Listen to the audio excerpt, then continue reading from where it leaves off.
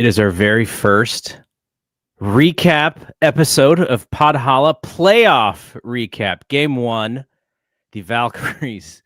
They really did get smoked today by the Minnesota Lynx. However, I was pretty confident in the things that we said on yesterday when we did our preview pod about what the possibilities of what could happen. And they didn't shoot threes very well, and Minnesota did, and they couldn't get into an offense that allowed them to consistently score after the first quarter was over. And those are some of the things that we talked about. Not saying that we are the Nostradamus of the Valkyries, but I think the way that the game played out was kind of how you thought it would play out, unless the Valkyries played an A-plus basketball game. What were your thoughts? You're just kind of immediate thoughts thinking about the game from a few hours ago. I just think it was the worst matchup for them. And you just think about losing those last 3 games of the season, albeit 2 of them to Minnesota, 1 of them to Seattle, and you just win 1 of them and you don't have to play Minnesota in the first round of the WNBA playoffs. I think the Valkyries hang their hat on just being a better defense than most teams, and they're able to win games via defense, but there's only 2 teams in the league that have a better defense than them per defensive rating, and Minnesota's one of them. So it was just always a bad matchup, and I think we kind of highlighted last pod on just the interest in seeing what Nikase was going to do in response to some of the last games they played against Minnesota. And I think coming out of the first quarter was like some of the best basketball I've ever seen from them in terms of defense. Like Minnesota just zips the ball around and it's hard to keep up, and you're just kind of falling behind the whole time. And then they're just able to do like, just keep it going around the world because you're always behind. But there was a few times where like just the help defense was incredible. Like Veronica Burton made like a football catch to steal a ball from the right corner to go on a fast break. And it just looked almost video game-esque of how well they were playing defense, because I play NBA 2K with my friends, and the way we play defense in our competitive league sometimes is just like, it's just like humanly impossible to be ahead that much because it's a video game. And I felt like they were doing some of that stuff. So I was really impressed in the first quarter. And then a certain someone subbed in, and it's not the certain someone's fault, but I feel like that was the shift for when the game was out of reach already in like the second quarter. Because if you look at kind of the quarter spreads, it was like first quarter they won. Both teams scored in the 20s. Second, third, and fourth quarter, they never scored 20 points again. So I think you're talking about Kate Martin. And I was looking at the play-by-play to see when she actually came in. She actually came in mid-first quarter, and she played in some of those good minutes when the Valkyries had the lead at the end of the first quarter. It was her second sub in where she played, and then they just lost the lead, and the other team never looked back. Now, Kate's plus minus was the worst bench plus minus on the team. She also played the 4th highest minutes on the team.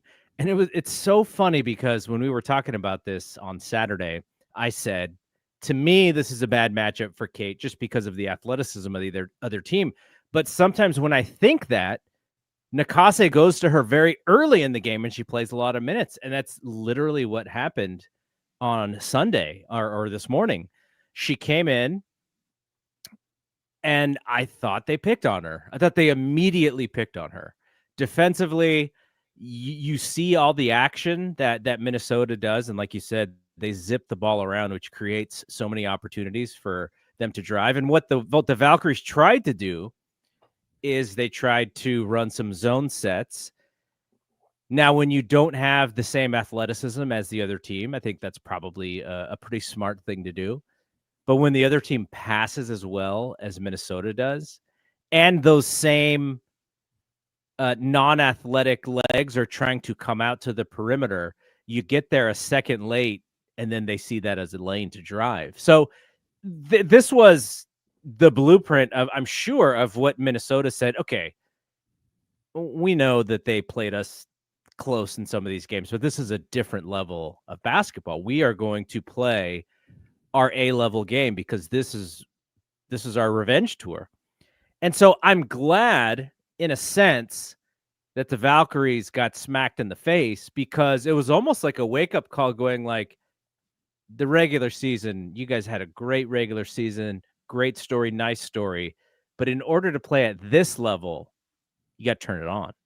And they played well in the first quarter. And I'm sure to Minnesota, they probably thought, yeah, they had energy, but we also didn't play well. And once we were able to figure it out, then we just pulled away. Like, I don't know what the score was after the first quarter, but it had to be something like 80-50 or 90-50 or something like that, because it just was never close again. It just kept getting further and further and further away. And the Valkyries, it was almost like at some moments of the game, I was like, wait, do Minnesota's buckets count as 4 points or 2 points? Because how does this lead building so quickly? They just would not miss shots. They were hitting open threes. Heidemann had maybe the best game of her career. I don't have a log of Heidemann games, but coming off the bench, cooking, hitting the three.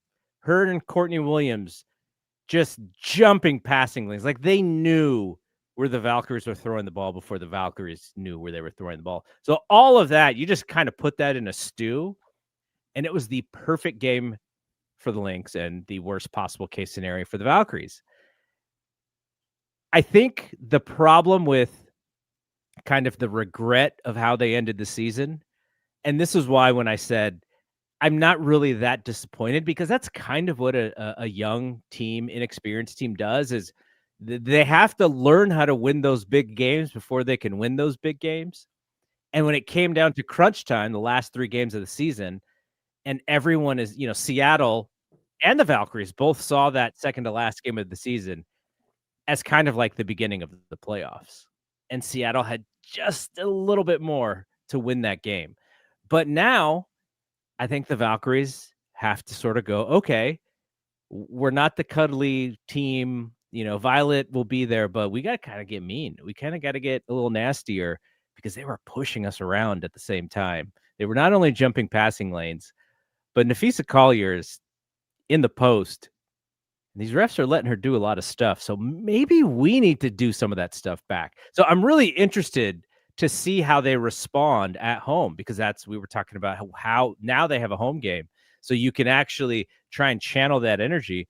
But some of this is going to be, there may be some little strategic things, and some of it is going to be, you just have to play the best game of your life in order to beat these guys. The Minnesota is the 2016 Warriors. And how do you beat the 2016 Warriors? You got to play your best ultimate game to beat them, especially when you're a slightly above 500 team. 2016 Warriors lost in the finals. I know, but they lost to LeBron James. They didn't lose to like they're going to lose to Asia Wilson. Well, yeah, it's possible, right? Yeah, it's possible, because Asia Wilson can raise her game to that level. She's proven it before. She's seeing how you do that, and then she goes, okay, I know how to do this. The Valkyries don't know how to do that yet. They might not even be able to, man. Like, you say that, they're the young team that hasn't figured out how to get over the hump of some of those big games. Like, they've been in those games all year. It's just been it's a much talent-wise. It's so different in the regular season, though. Like, have you seen a team play that good in the regular season as Minnesota did?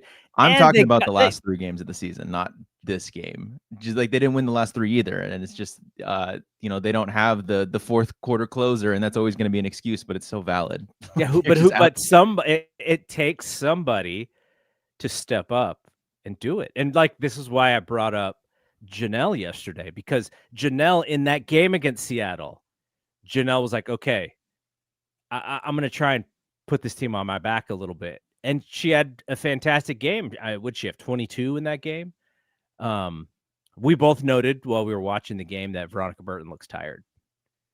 She's having to chase around these women who are just lightning speed around the basketball court. And they're also hounding her as she's bringing the ball up the basketball court. So how do you do that? Well, maybe a switch is something that you've talked about all season long. Play more Carla and Veronica Burton together, because then Veronica doesn't have to handle the basketball all the time. She can kind of come off the ball a little bit. She has too much responsibility on both sides of the ball, and Kyla Charles is able to give her take some defensive pressure off the table from her, because Kyla starts on Courtney Williams, Veronica starts on Kayla McBride. When Charles comes out, Nakase doesn't trust Martin to be guarding Williams, so then she'll put Burton on Courtney Williams, the lead guard, and then so now Veronica has lost her like kind of help on defense. She has to be guarding the best guard on defense and then do all the work on offense.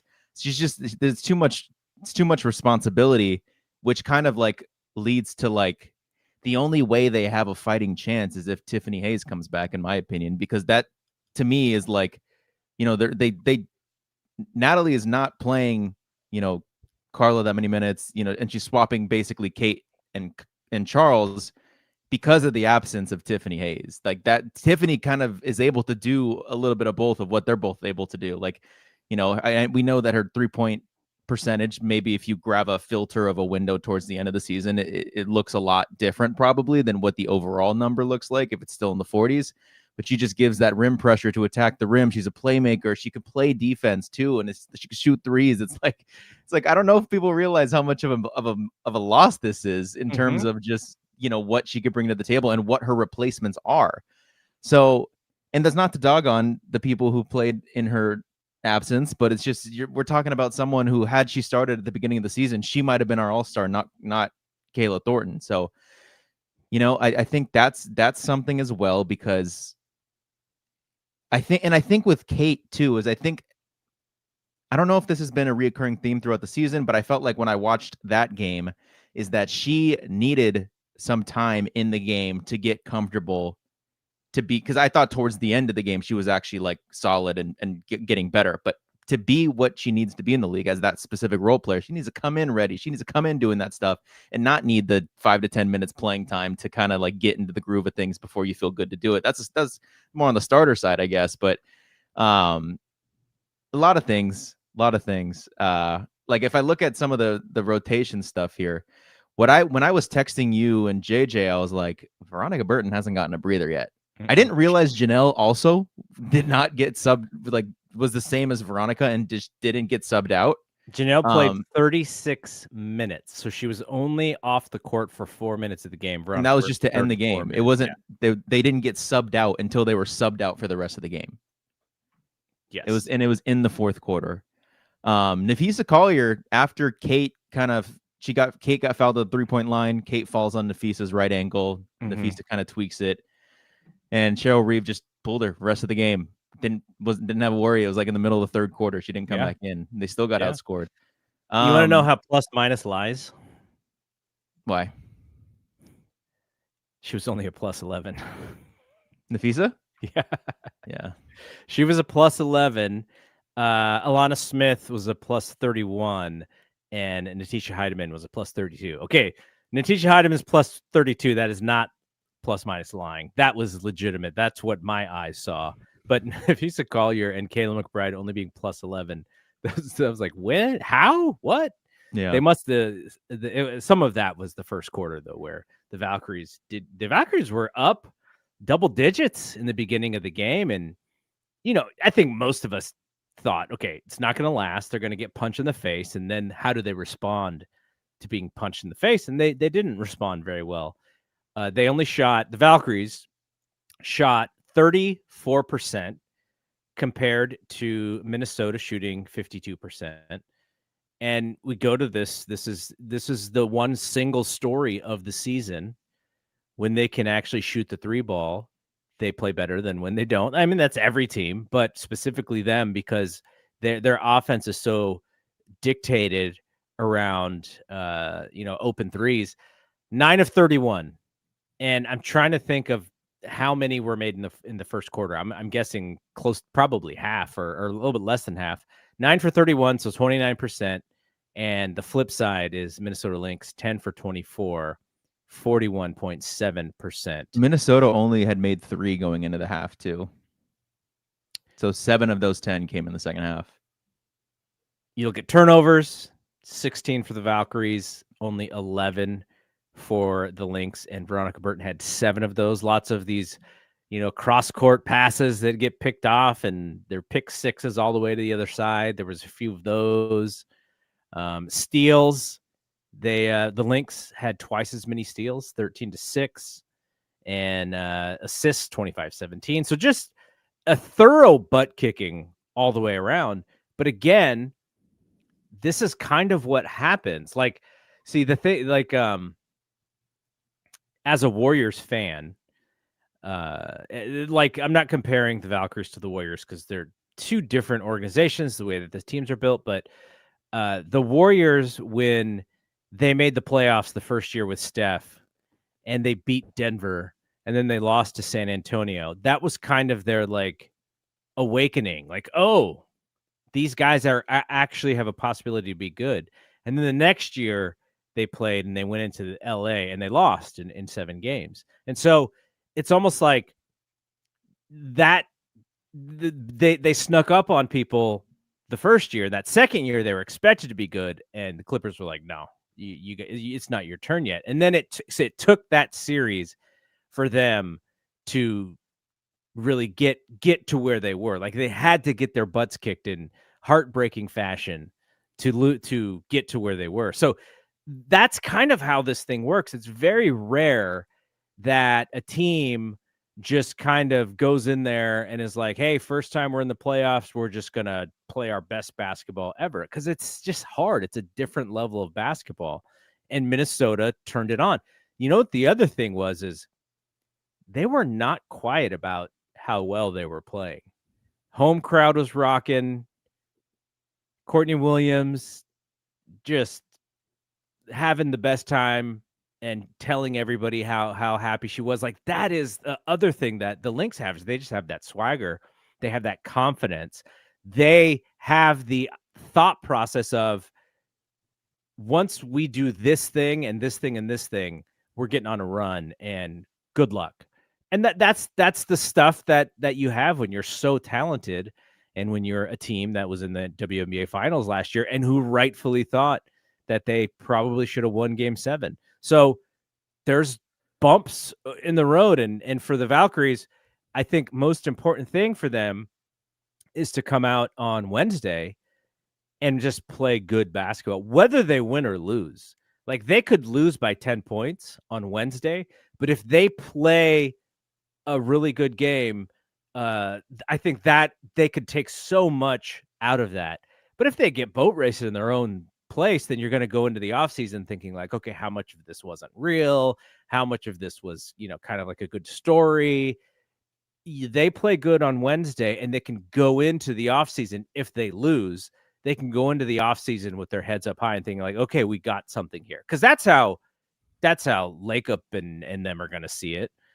So that's part of it. And look, we know that not everyone's going to come back too. So some of this is just going to be, oh, great story, first team ever. And some of we're going to have to say goodbye to some of those players. But like, this is why I wasn't really fazed with this loss. I was kind of like, okay, this is the varsity team beating the junior varsity team and kicking their butts and telling them that they're kicking their butts. So how does the junior varsity team bounce back? How does the 8th seed bounce back in their own home? That's what I want to see. I think that's what's most important. But it sounds like you think that what happened this morning is probably going to happen on Wednesday.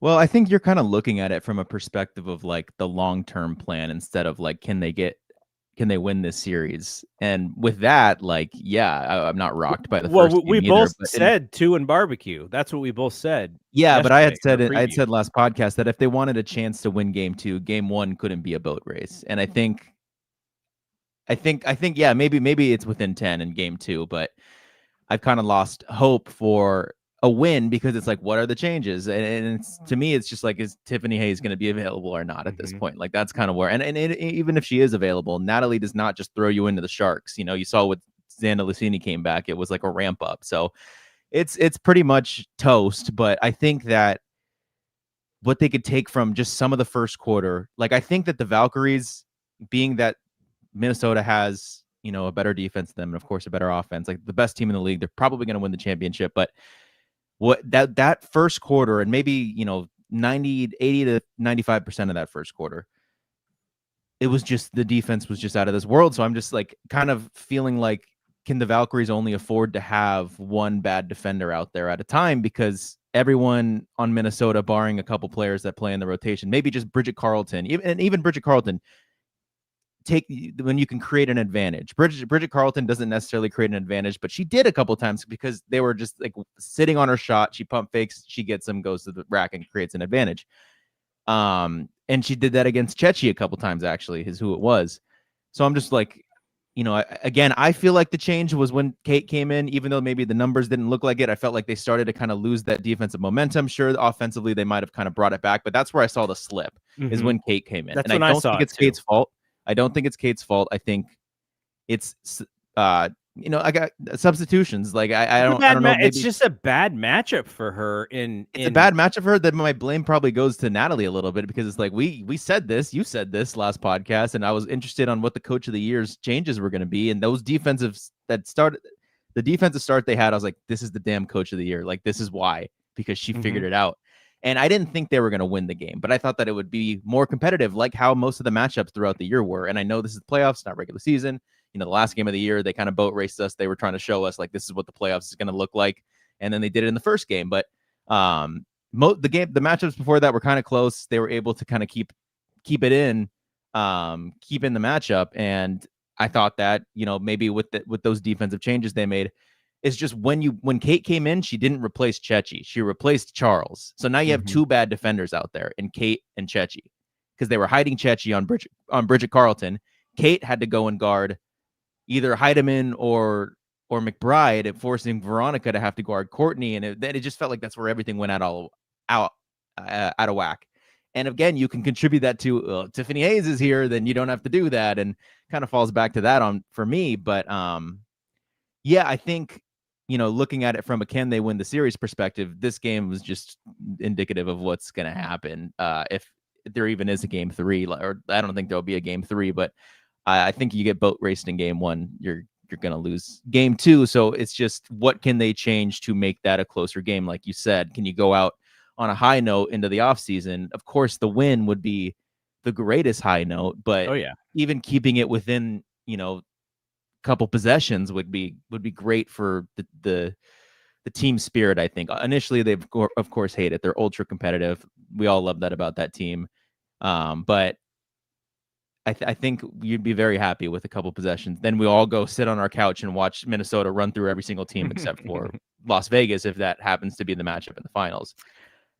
Let's talk about the starting lineup change, because Chechi did start, which meant Rupert went to the bench. Rupert didn't even really play that much, so I don't know what they think about her in this matchup necessarily. But that was the change. And here's the other thing about Natalie is this is also her first time in the playoffs.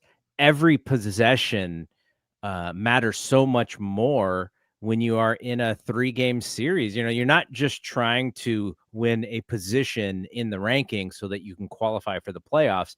Now, every game has a direct effect to the series. Guess what?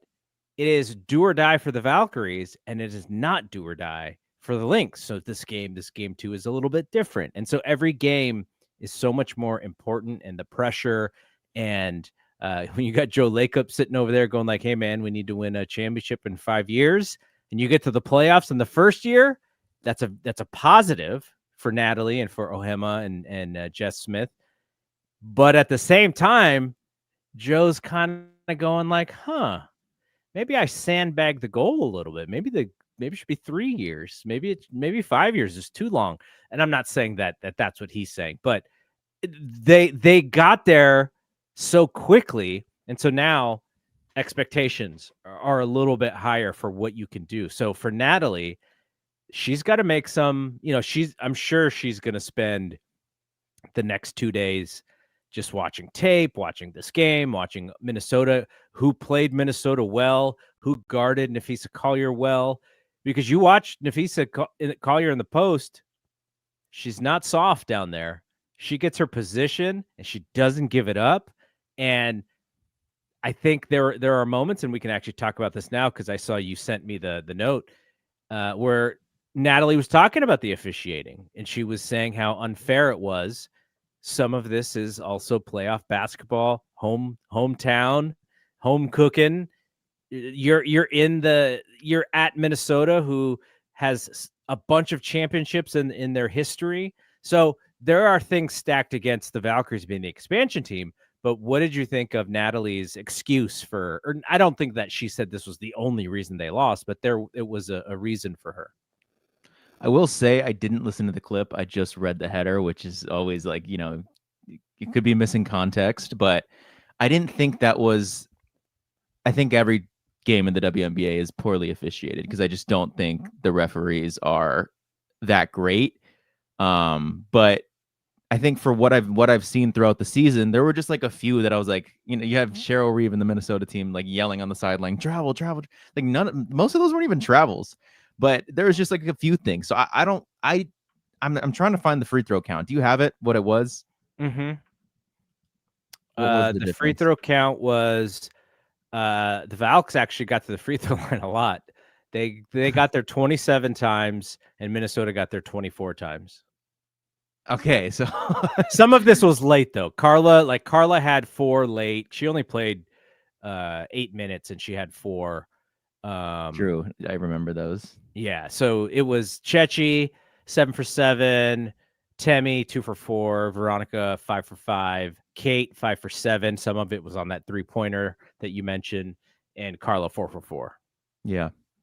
So okay, so yeah, you take away some of those late ones. Maybe there were a free throw or two below Minnesota. But no, I just felt like the issue was the substitutions, and I don't have the answer. I don't have like the proposed solution, just because I feel like it is the absence of Tiffany Hayes that would kind of solve a lot of this, like a healthy mid-season form Tiffany Hayes that we saw this year. I don't think we're going to get that even if she plays in game 2. It's just like a personnel thing. But I do feel like Mo Billings should have played more. And I'm kind of confused why it 4 felt minutes. It felt like Kate was the only non-starter that had a longer leash, whereas everyone else kind of felt like one mistake and you're out. Mo Billings felt that way. It felt like that with Carla. I'm trying to think if Rupert got a little bit. She had too. 17, but some of that was late as well. 17 minutes.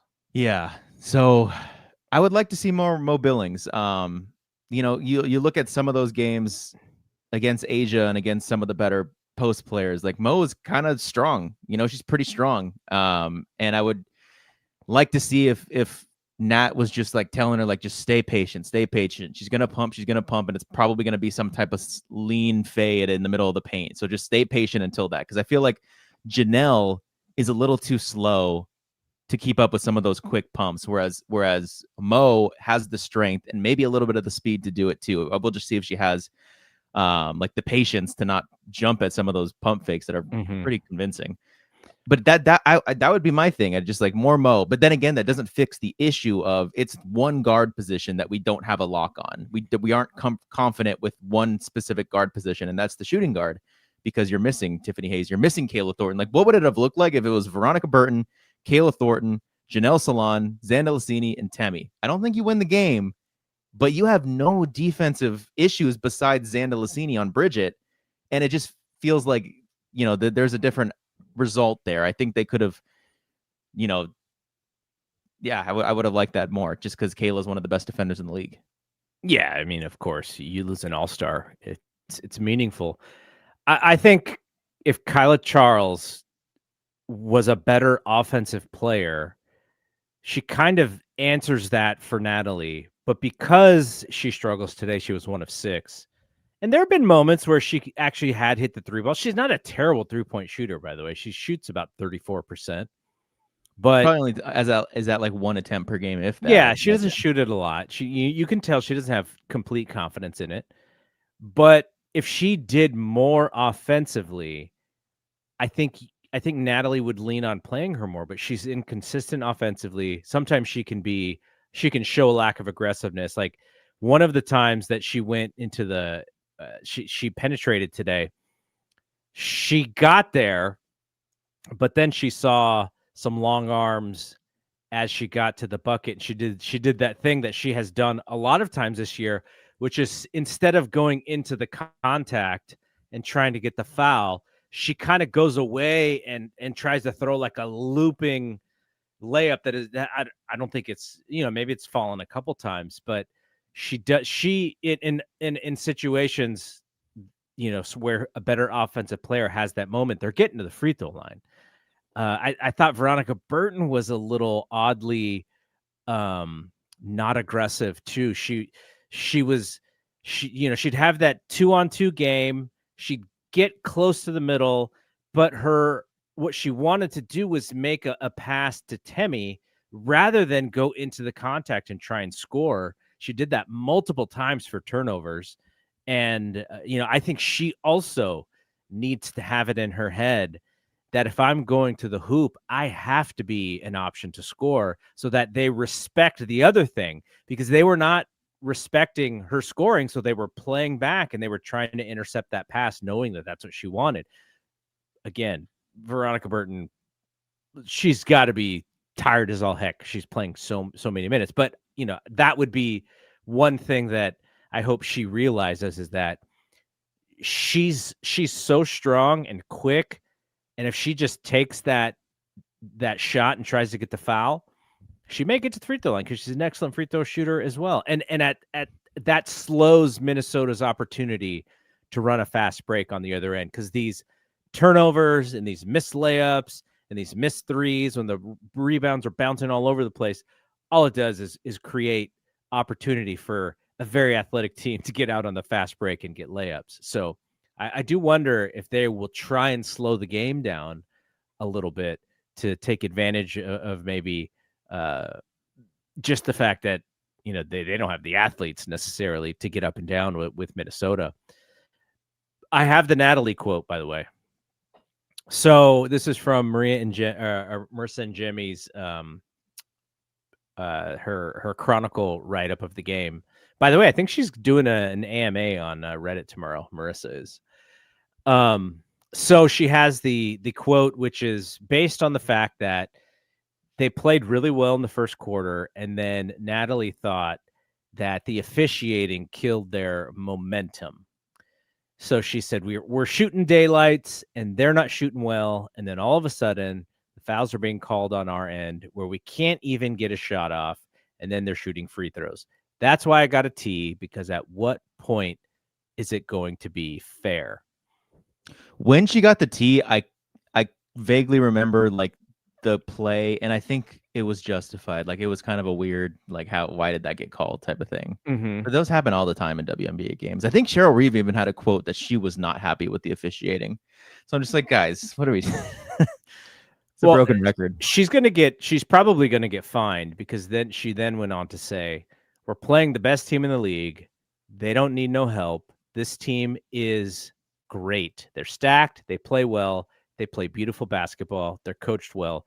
They don't need their help. And they're meaning the referees. Yeah.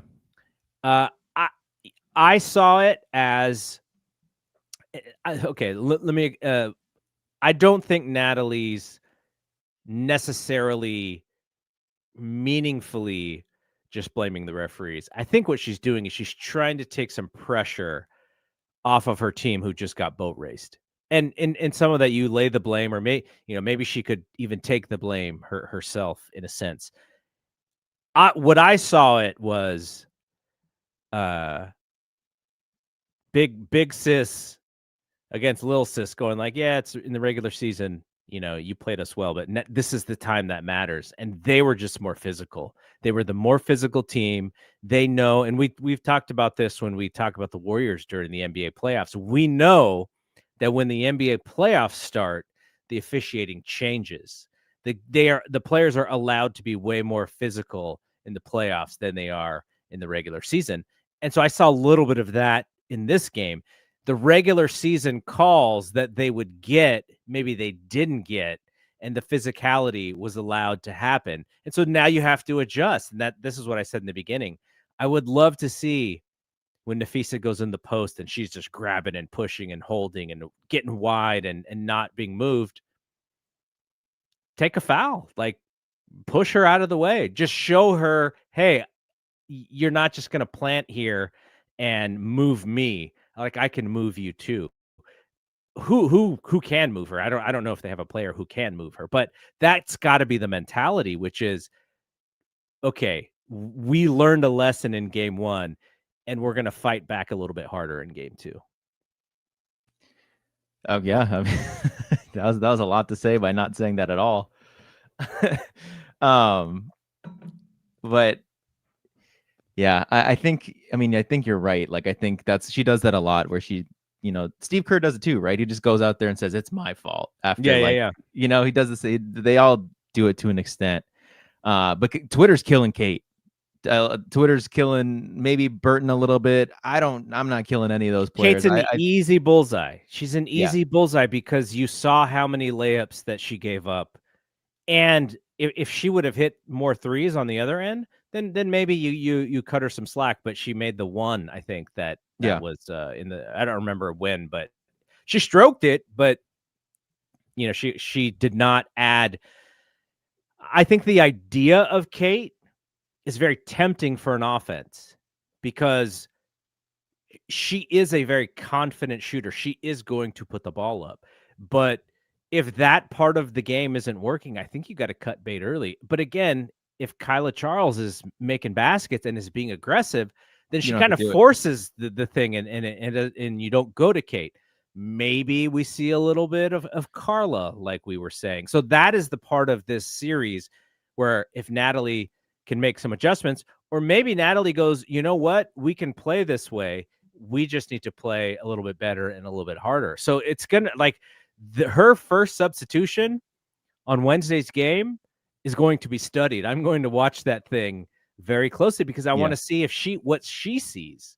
And maybe if Tiffany Hayes is back, maybe that's just the change, is that Tiffany Hayes is going to play, as many minutes as she possibly can. And we don't really have to worry about that. But, that'll be something. This is so, it's been such a fun thing talking about this team. And I think because we are not WNBA experts in a sense, in that we haven't been watching for, I've been watching the NBA since I think I said 1983, and you were trying to remember when you started watching, but it's been a long time. But we haven't been there with the WNBA. So I am trying to be very thoughtful in some of my critiques because I'm not the expert here. I am trying to learn this game and catch up to speed as quickly as possible.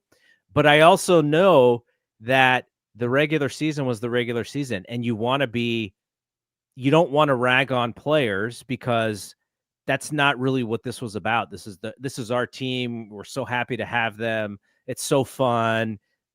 But when playoff time comes, how do fans react? How do the people who cover this team? How do the podcasters, which are, you don't really have to worry about folks like us. We're just, we're explaining our fandom and what we saw, but we're doing it in like a community way, right? Like, we have some listeners. We try and, talk about the game in a way that's fun and enjoyable and engaging. Kate Martin's not going to listen to our show and go, oh man, they were bagging on me. Like, that's not what this is about. But what? I started this whole thing by saying a certain someone came in, and I don't blame the certain someone. I was more so going to get to the point of saying, like, I just thought that it was more on the substitutions and the nature of the substitutions. But then again, it's like the personnel. Like, I can't even blame anyone. It just feels like and not that I want to blame someone. It's more so just like there was a clear moment where the game shifted and we weren't able to recover. So I'm just kind of looking at that moment. But my point more so was with the Twitter people was, they're in their honeymoon stage, the Valkyries, as our team, as the Bay Area's WNBA team. You're not going to see a lot of people really pile on like the Warriors fans pile on the Warriors when Thank God for those women's mental health. Right. For everybody's mental health, for, just reading tweets and stuff, it can get really bad. But I think it will be intensified in these playoffs because it's just more meaningful basketball, and the fans want so desperately to know that this Valkyrie season wasn't a pretend season. Like, it was real. Like, those moments that we had where we got to see them play and we had a great time, those moments were real. But this is a wake-up call. This is exactly the thing that, like, I don't think that was a much of a surprise for us. But now, what about game 2? That's kind of where I sit, is what about game 2? How can they make adjustments? How can they make that game competitive where this game was not competitive? Yeah. And the thing is, I just don't think they're the 8th best team in the playoffs. I think they're probably the 6th. So it's just like, they're expected to lose this series, but had it been in, Atlanta, had it been Phoenix, had it been New York, maybe they'd actually win a series. I don't know. But you made me think about something that actually doesn't even relate to the playoffs, so I'll make it quick, is that it's kind of interesting. We listened to that Veronica Burton interview by Xena, and I my takeaway was like, damn, it's just like these WNBA players can be like so vulnerable, and it feels so genuine. It's like, I wish the NBA was kind of like, that's what kind of sometimes gives me the WNBA edge over the NBA, is like these players just feel so much more like relatable and human, real and human. And then I thought about it more, and I was like, well, NBA players have been vulnerable and they've just gotten killed for it. So I think that they just are, probably told by their teams, like, don't give them an inch, because the media there's people will also take care of you. I mean, take advantage of you. there's also a male female thing about it, right? That, Yeah, there is. But I mean, Carl Anthony Towns says any word and he just gets absolutely killed. And why is it though? Because as a male basketball player, the fans expect him to be tough and this bravado, and you can't be soft, and because that's the league. And in the WNBA, at least so far, thankfully, like, the league is tough. Like, there's some hard fouls in these games, and these women bounce right back up, and they keep playing. But you don't see the same the same narrative around these stereotypes about what a WNBA player is that you see in the men's game. But it's also, and this is why I wanted us to be careful. We're dudes talking about a women's game. And so for us to be a little bit more thoughtful about stuff like that. Like, I remember I made a comment about something and you were like, I don't think we did it on air. It was like in a text or something. And we were kind of laughing because if I said that about a male basketball player, it's totally fine. But that's not something I want to say publicly about a female basketball player. It was a joke, by the way. Because if you said that, it's just a different environment. And if you're thoughtful and you can separate those things, then I think that's the right way to do it. Like, you don't have to be, dude bro talking about this game like maybe other people talk about the NBA. Yeah. Did you get I know you've been out all day, so you haven't really seen any of the other games. I saw a little bit of the Indiana and Atlanta game, and it looks like Atlanta just ran away with it. Indiana had an early lead, but the Dream, they ran away with it in the fourth quarter. It looks like they won 80-68. The Liberty, that was the one where we were kind of up in the air on. They won in overtime. It was an incredible game. I got to see all of it. So they stole home court, right? They come back home with a 1-0 lead. Alyssa Thomas is going to have like nightmares about a shot she missed to end the game. It would have been the buzzer. Oh wow! So it was to end regulation, and then she misses it. New York calls timeout. You get a Sabrina heave that misses it to go to OT, but it had, AT had Alyssa Thomas made that shot. It was good luck. She just kind of missed it. And Alyssa Thomas and Dewana Bonner were the only ones doing anything in OT. You had Akoa Makani not really able to shoot. Satu Sabli's field goals percentage was terrible. It was like 3 for like 18 or something. Like, it was pretty rough. Same with Kalia Copper. She scored the ball a little bit, but I feel like towards the end she disappeared a little bit. But I think we took New York. We took them. I don't know if we even gave a number 2 or 3, but we said the upset. And taking game 1 on the road is very good for the upset. Yeah, absolutely. But if Phoenix is Phoenix, they can take that game too. And Breonna Stewart did go down, and she I did saw not that. She hurt her play. knee. So I do wonder if she's going to be available on Wednesday. And Just that's the New other York has thing so we talked many. about. New York has so many next woman up that did not really work in the regular season. Like you'd think that Misamin, but I know that there's some defensive liability, and they just have so many people, and I'm just like, how is it not flow that well with one cog missing when you have so many? If the Valkyries had your guys's, bench reserves, like it might be different. And then the last game starts right now. Yeah, Storm and Aces are about to start as we are ending this show. So game 2, we'll be back at the end of that game, and we'll go live and chat about game 2. Look, we're not going to stop talking about this team. Even if game 2 is the last game of their season, there's going to be so much to talk about in the off season, and there's going to be so much to talk about with women's basketball. So even as the playoffs kind of go by, there's this podcast isn't slowing down. At least I don't think. No, there's so much stuff when it comes to the CBA negotiations, when it comes to the expansion draft rules. We'll probably do a show and try to have someone on of like who we think they're going to protect. And then of course, when free agency hits, it's going to be the most lucrative free agency ever because you have more money and everyone's a free agent. Yeah, so that's going to be crazy to do an episode on. And then the college season starts, and we now have the 8th pick in the draft, I believe, because 5 teams missed the playoffs, 2 expansion teams, so that's up to 7, and we were the 8th seed, so we would be the 8th. Had they gotten to where you would have wanted them to get to, they would have had the 10th pick. Yeah. I just want to make a mention. We'll probably keep mentioning this as long as we're doing this, but our beta version of the Discord, send me an email, gg@bspnmedia.com. We're just trying to make a really fun place to talk about women's basketball. So if you want to join, send me an email. We'll throw you in there. All right, this was the first one. Playoffs are different. They're just different than the regular season. The intensity is different. So I'm very hopeful that the Valkyries bounce back, that they just play gritty basketball, which I think it is in them. And I think this game was a little bit of a kind of a shell shock kind of thing. And you kind of look at it and you go, okay, I got it. I know what it takes to play in this environment. Home crowd. My prediction is they're going to play so much better in game 2 and play a close game.